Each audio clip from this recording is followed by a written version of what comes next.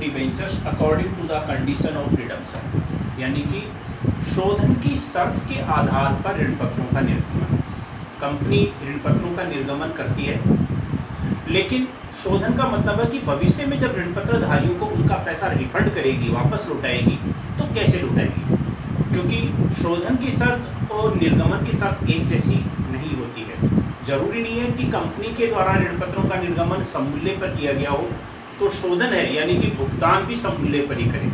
यानी कि भुगतान है चाहे तो कंपनी सममूल्य पर कर सकती है, प्रीमियम पर कर सकती है या बट्टे पर कर सकती है। तो मैंने आपको इसमें निर्गमन के समय पर शोधन की जो शर्त तय कर ली जाती है, निर्धारित कर ली जाती है, उसमें मैंने आपको 3 परिस्थितियां बताई थी कि यदि ऋण पत्रों का निर्गमन है सममूल्य पर किया गया हो, प्रीमियम पर किया गया हो या बट्टे पर किया गया हो, लेकिन शोधन की शर्त सममूल्य पर है, यानी कि शोधन कंपनी सममूल्य पर ही करेगी, तो हम क्या करेंगे, जो निर्गमन की एंट्री करते हैं वो एंट्री वैसे ही रहेगी, उस एंट्री में कोई परिवर्तन नहीं होगा। यानी कि निर्गमन की जो एंट्रियां होती है वही एंट्री होगी, उस एंट्री के अलावा और कोई एंट्री में कोई बदलाव या परिवर्तन नहीं होगा। कब? यदि कंपनी ऋण पत्रों का शोधन सममूल्य पर करती है, तो निर्गमन चाहे प्रीमियम पर किया हो, सममूल्य पर किया हो या बट्टे पर किया हो। शोधन अगर सममूल्य पर कर रही है तो उसमें कोई परिवर्तन नहीं होगा। तो 3 परिस्थितियां बताई थी मैंने, और आपके बुक के इसमें 3 इलस्ट्रेशन मैंने बताए थे, एक एंट्री के ही हैं छोटे। पेज नंबर 209 पर आपके दे रखा है 15, 16 और 17। ये 3 इलस्ट्रेशन थे जिसमें शोधन की जो शर्त होती है, जिसमें कंपनी के द्वारा पहले निर्धारित कर ली जाती है निर्गमन के समय पर, तो हम क्या एंट्री करते हैं। अब देखो इसके आगे 18वां इलस्ट्रेशन। 18वां जो इलस्ट्रेशन है पेज नंबर 210 पर, उसमें दे रखा है कि कंपनी के द्वारा 5000 ऋण पत्र जारी किएगी 100 रुपये वाले। एक ऋण पत्र का मूल्य 100 रुपये है और निर्गमन कैसे किया है, इश्यू एट पार, सममूल्य पर 100 रुपये वाला ऋण पत्र कंपनी ने 100 रुपये में ही जारी किया है, यानी कि ऋण पत्रों का निर्गमन सममूल्य पर किया गया है और ऋण पत्रों की संख्या है 5000। ठीक है। अब इसमें दे रखा आगे कि उनका जो रिडम्पशन किया जाएगा, शोधन किया जाएगा, यानी कि जब उनका भुगतान करने का समय आएगा, उस समय पर उसका शोधन है 5% प्रीमियम पर किया जाएगा। तो हम एंट्री क्या करेंगे, तो सबसे पहले तो निर्गमन की एंट्री, कि सबसे पहले निर्गमन के समय पर हम निर्गमन की एंट्री करते हैं। तो निर्गमन हमने कैसे किया है, 100 रुपये वाला है ऋण पत्र और ऋण पत्रों की संख्या है 5000, तो 5000 को 100 से मल्टीप्लाई करेंगे, कितने हो गए, 5 लाख। कंपनी को निर्गमन के समय पर 5 लाख रुपए की राशि प्राप्त हो रही है, तो आवेदन पर तो हम पहली एंट्री कर देंगे इसमें, बैंक अकाउंट DR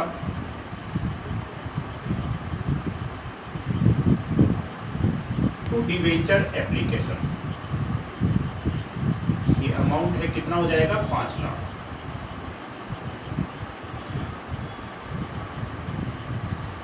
ये तो हो गई राशि जब प्राप्त होती है आवेदन पर, उस समय पर एंट्री। ठीक है।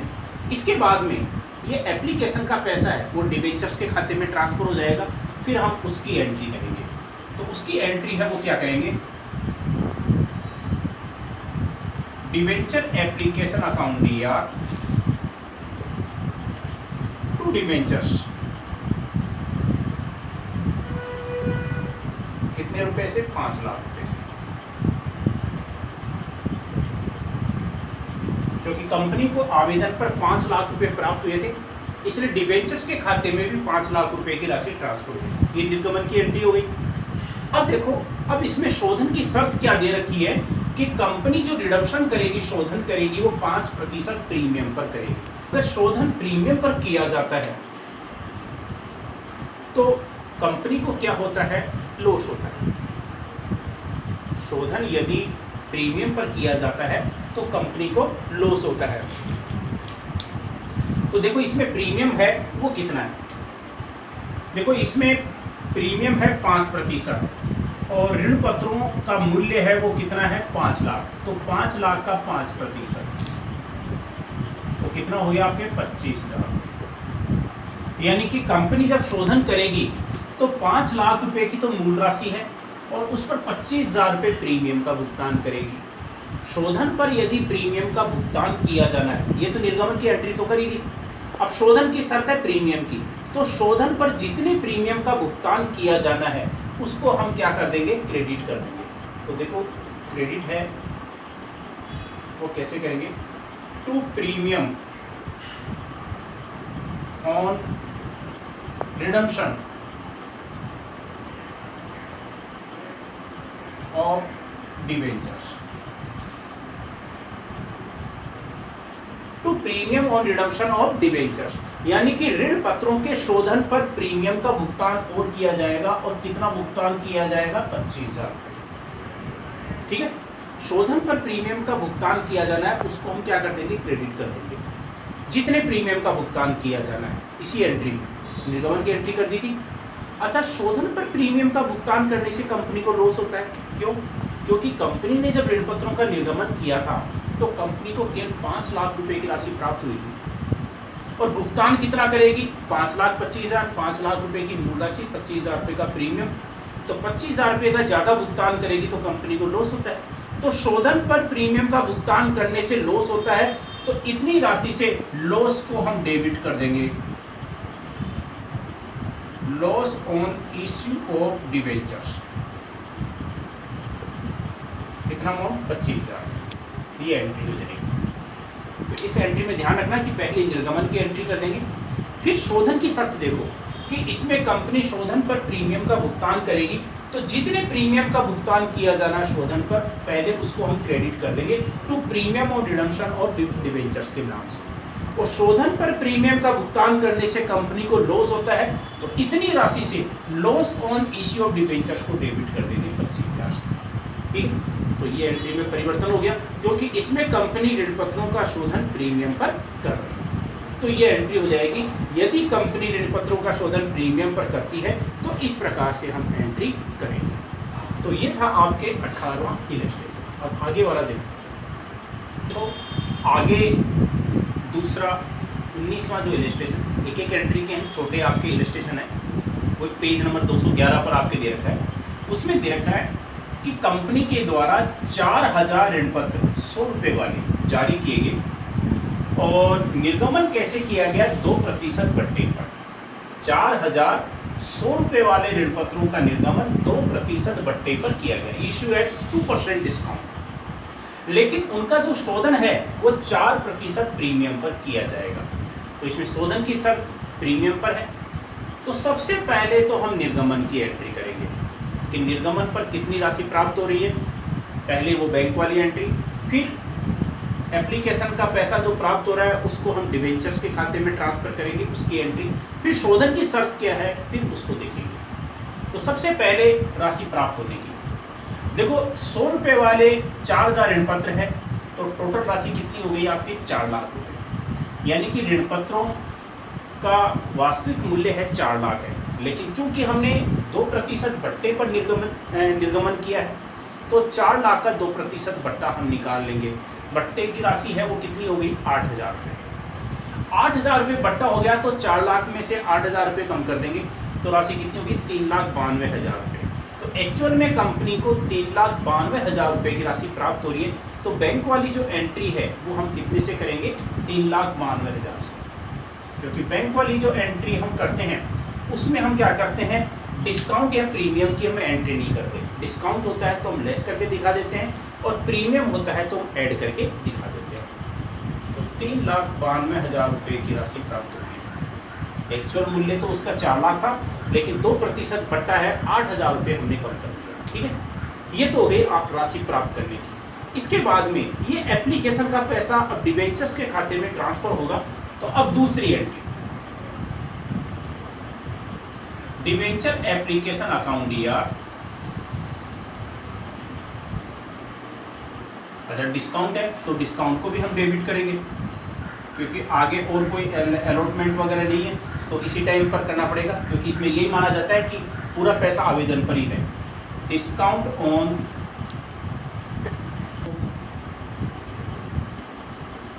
डिबेंचर्स अकाउंट दिया,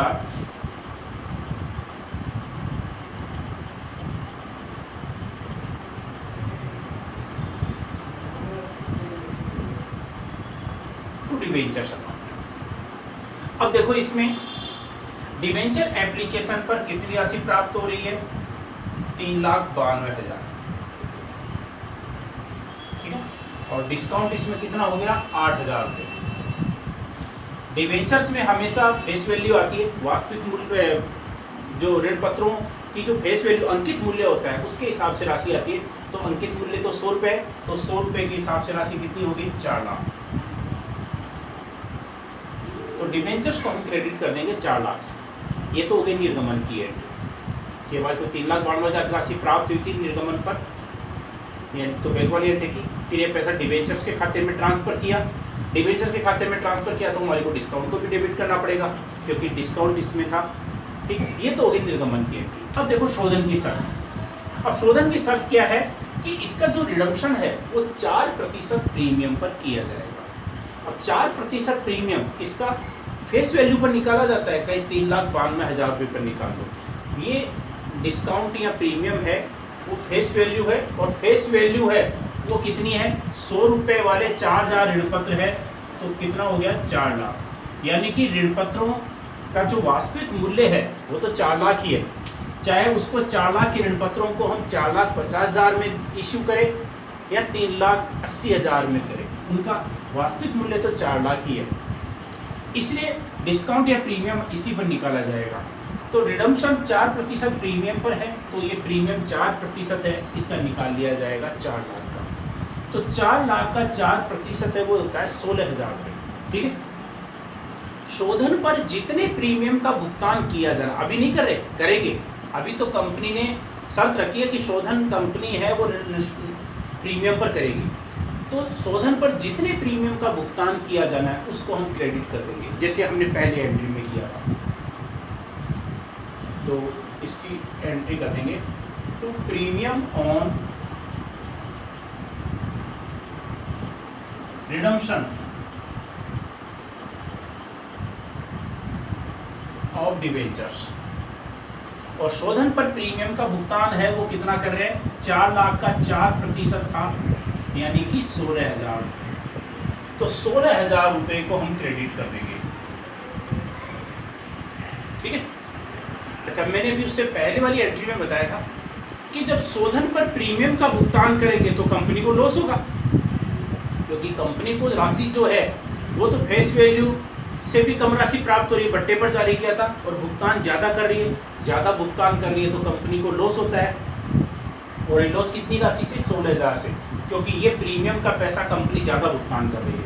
तो ज़्यादा भुगतान करने से कंपनी को जो लॉस हो रहा है इसको हम डेबिट कर देंगे, loss on issue of debentures.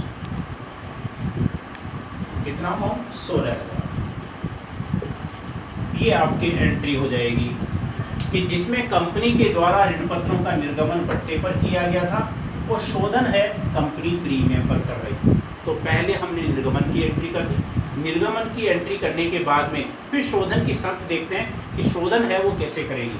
तो इसमें प्रीमियम का भुगतान करना था, यानी कि शोधन प्रीमियम पर कर रहे हैं, तो premium on redemption of debentures को पहले क्रेडिट कर देंगे, और प्रीमियम पर भुगतान करने से कंपनी को लॉस होता है तो इतनी ही राशि से लॉस ऑन इश्यू डिबेंचर्स को हम देंगे, ठीक है। तो ये था आपके 19वां इलस्ट्रेशन, ठीक है, एक ही एंट्री है, तो ये आपके हो गया।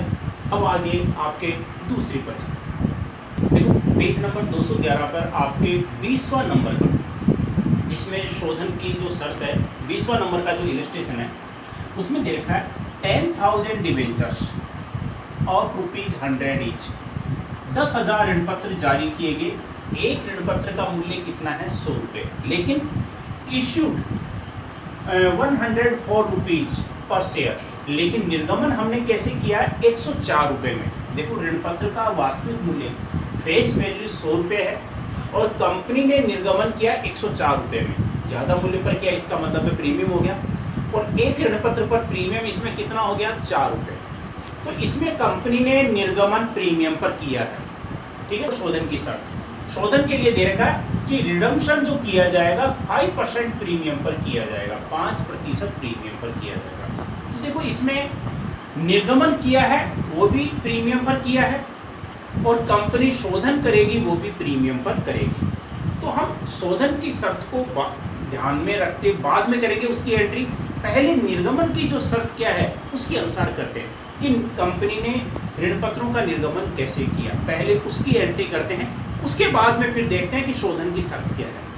तो सबसे पहले निर्गमन की, तो निर्गमन के लिए देखो ऋण पत्रों की संख्या है 10,000, ठीक है। वैसे तो इसकी फेस वैल्यू 100 रुपये है, तो उसके हिसाब से तो 10 लाख हो गया, लेकिन 104 रुपये में जारी किया है, तो 10,000 को 104 से मल्टीप्लाई कर देंगे, तो अमाउंट हो गया 10,40,000।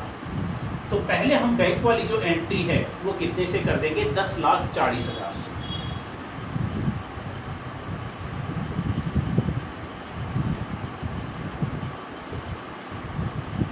Bank account DR to debenture application, ठीक है। बैंक वाली एंट्री मैंने बताया था कि इसमें प्रीमियम है तो जोड़ करके दिखा देते हैं, बट्टा है तो कम करके दिखा देते हैं। तो टोटल पैसा 10,40,000 है, तो 10,40,000 से एंट्री कर देंगे, ठीक है। इसके बाद में ये एप्लीकेशन का पैसा है वो डिवेंचर्स के खाते में ट्रांसफर होगा। तो अब दूसरे नंबर की एंट्री, तो दूसरे नंबर की एंट्री देखो आपके डिवेंचर एप्लीकेशन अकाउंट डीआर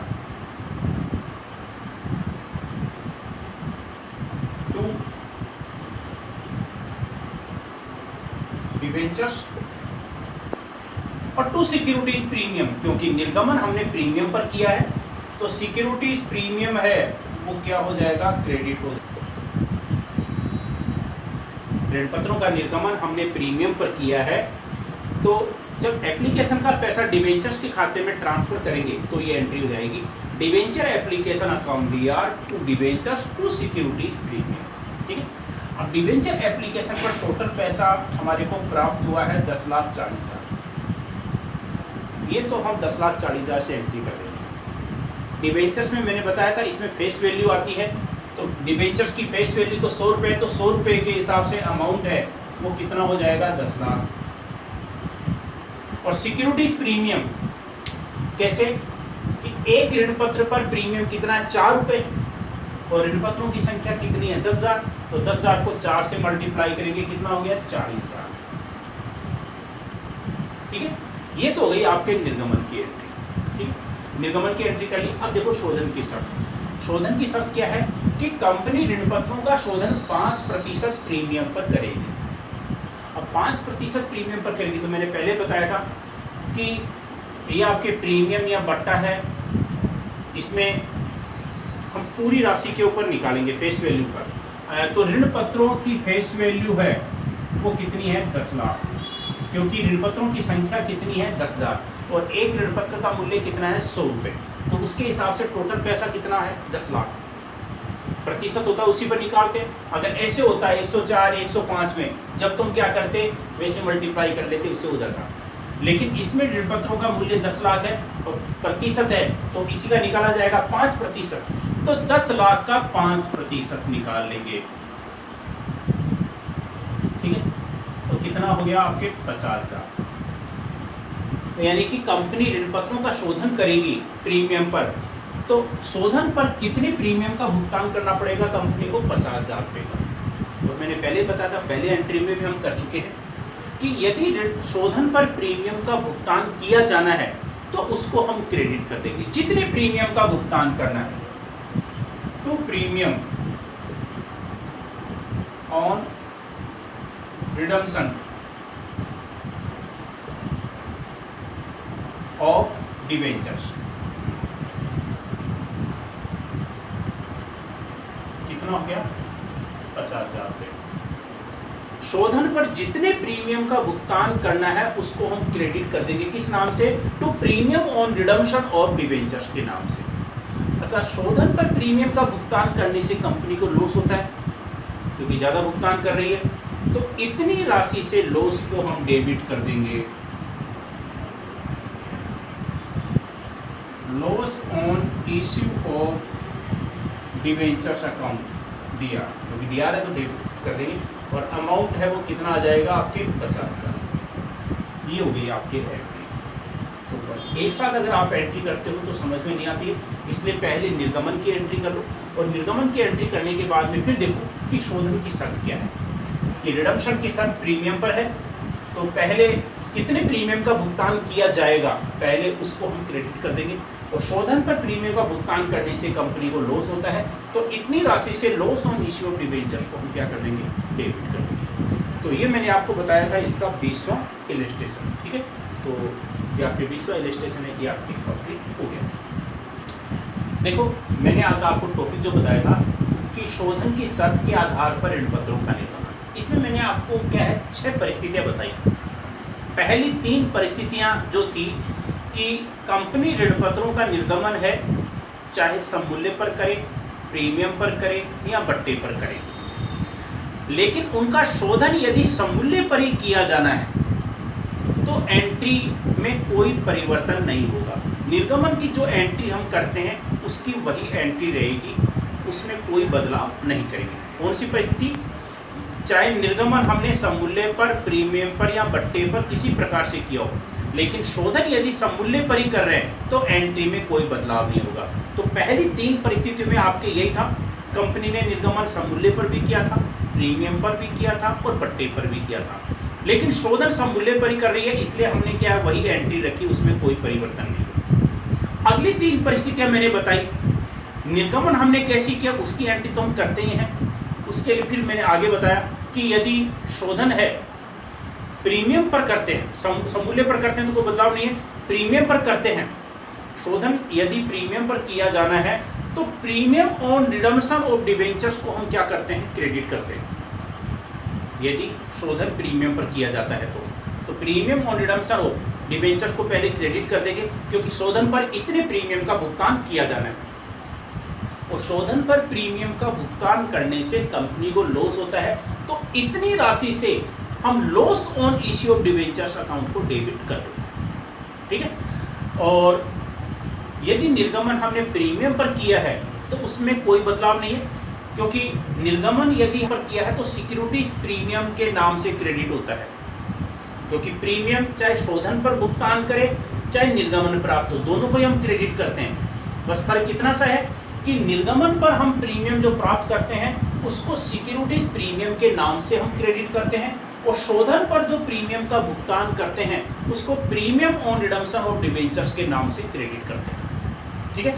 तो शोधन पर प्रीमियम का भुगतान करने से पहले इसको तो हम क्रेडिट कर देंगे, इतनी राशि से loss on issue of debentures को हम डेबिट कर देंगे, ठीक है। और निर्गमन यदि बट्टे पर किया है तो निर्गमन के टाइम पर हम एंट्री करते हैं। बैंक वाली एंट्री में तो क्या है, एक्चुअल में जितना पैसा आता है उतने से हम एंट्री कर देते हैं, लेकिन फिर वो पैसा डिबेंचर्स का एप्लीकेशन का पैसा डिबेंचर्स के खाते में ट्रांसफर होता है, उस समय पर हम क्या करते हैं, डिस्काउंट को क्या कर देते हैं, डेबिट कर देते हैं। Discount on issue of debentures के नाम से हम क्या कर देते हैं, डेबिट कर देते हैं, ठीक है। तो इसमें मैं जो आपके एंट्री में जो बदलाव होता है वो यही है कि यदि शोधन प्रीमियम पर करते हैं तो प्रीमियम और रिडम्पशन को हम क्रेडिट करते हैं, और इतनी राशि से लॉस होता है, लॉस को डेबिट करते हैं। लेकिन एक इसमें आपके इलस्ट्रेशन नहीं आया, अगर आता है तो आपको ध्यान रखना है कि यदि कंपनी ऋणपत्रों का शोधन बट्टे पर करती है, निर्गमन कंपनी ने कैसे किया उसकी तो हम जो एंट्री करने वाले होते हैं वो हम कर लेंगे, लेकिन शोधन यदि बट्टे पर करते हैं, ऐसी कोई परिस्थिति इसमें नहीं आई, तो उसकी एंट्री हम निर्गमन के समय पर नहीं करते हैं। बस ये ध्यान रखना है कहीं उसकी एंट्री भी कर दो। यदि कंपनी ऋणपत्रों का शोधन बट्टे पर करने वाली है, बट्टे पर कंपनी को करने से फायदा होता है, तो उसकी एंट्री हम उसी टाइम पर करेंगे जब कंपनी ऋणपत्रों का शोधन करेगी। निर्गमन के समय पर हम उसकी कोई एंट्री नहीं करेंगे। तो ये मैंने आज आपको जो इलस्ट्रेशन बताए थे, तो इसमें ये इलस्ट्रेशन 15 से लेकर के 20 तक, इसमें एक एक एंट्रीज है शोधन की शर्त वाली, तो इनको थोड़ा सा ध्यान से करके इन एंट्रीज को एक बार, ये 6 इलस्ट्रेशन के एक एक एंट्रीज वाले, इनको एक बार आप फिर से देख लेना।